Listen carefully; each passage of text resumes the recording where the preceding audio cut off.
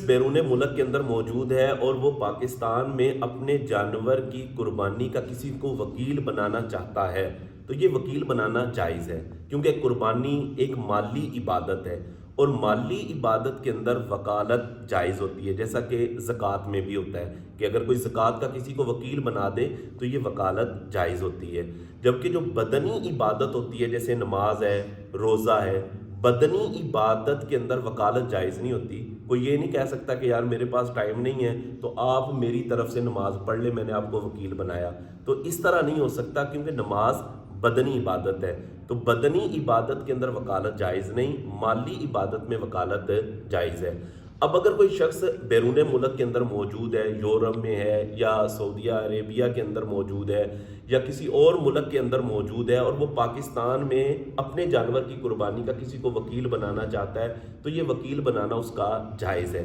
لیکن اس میں ایک بات قابل توجہ ہے اور وہ یہ ہے کہ یہ جو شخص ہے نا بیرون ملک کے اندر جو موجود ہے، موکل جو ہے، اور جو پاکستان کے اندر اس کا وکیل موجود ہے، تو ان دونوں جگہوں کے اعتبار سے دیکھا جائے گا کہ دونوں جگہوں میں ایام قربانی ہوں۔ یعنی کیا ہو کہ یہ جو بیرون ملک کے اندر موجود ہے وہاں پر بھی قربانی کے ایام، قربانی کی تاریخ پائی جا رہی ہو، یعنی 10، 11، 12 یہ قربانی کی تاریخیں ہیں،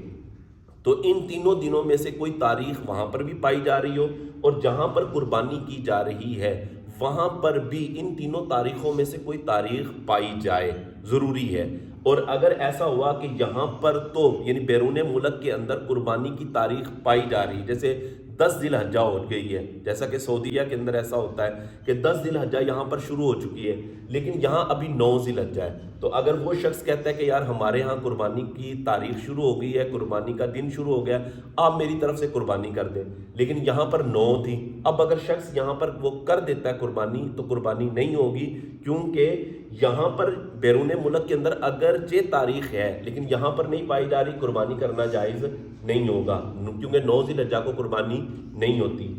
اچھا، اب اگر ایک صورت یہاں پر یہ ہوتی ہے کہ یہاں پر جو بیرون ملک کے اندر ایام قربانی ہے وہ گزر چکے ہیں، جیسے وہاں پر 13 ذی الحجہ شروع ہو گئی ہے، جیسے آسٹریلیا وغیرہ میں ایسا ہوتا ہے، وہاں پر 13 ذی الحجہ شروع ہو گئی ہے لیکن یہاں پر ابھی 12 ذی الحجہ ہے، یعنی ایک دن کا فرق ہے، پاکستان میں ایک دن پیچھے ہے، تو اب وہ کہتا ہے یار میں تو قربانی کر نہیں سکا، تو ہمارے ہاں تو قربانی کے ایام بھی گزر گئے، تو آپ کے ابھی عید کا تیسرا دن ہے تو آپ میری طرف سے قربانی کر دیں، میں نے آپ کو وکیل بنایا، تو یہ بھی قربانی نہیں ہوگی۔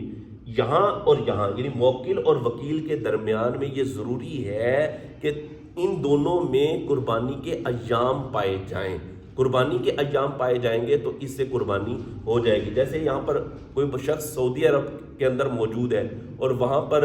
ایسا سمجھے کہ ذی الحجہ کی 11 تاریخ ہو گئی ہے اور ہمارے ہاں ذی الحجہ کی ابھی 10 ہے، تو ٹھیک ہے قربانی ہو جائے گی۔ اسی طرح کسی ملک کے اندر 12 تاریخ ہو گئی ہے ذی الحجہ کی، یعنی عید کا تیسرا دن آ گیا، ہمارے ہاں بھی عید کا دوسرا دن ہے، تو کوئی قربانی کرے گا تو قربانی ہو جائے گی۔ تو یہ بات یاد رکھنا ضروری ہے۔ پھر اس میں وکالت بھی ضروری ہوتی ہے، یہ نہیں ہے کہ بندہ قربانی کر کے کہ میں تیری طرفوں قربانی کر چھڑی ہوئی اور اس کو پتہ بھی کوئی نہیں، تو یہ اس کی طرف سے قربانی ادا نہیں ہوگی۔ جس کی طرف سے آپ قربانی کر رہے ہیں آپ کا اس سے وکالت لینا یہ ضروری ہوگا۔ اگر بغیر وکالت کے، بغیر اجازت کے آپ نے قربانی کر دی تو یہ قربانی اس کی طرف سے ادا نہیں ہوگی۔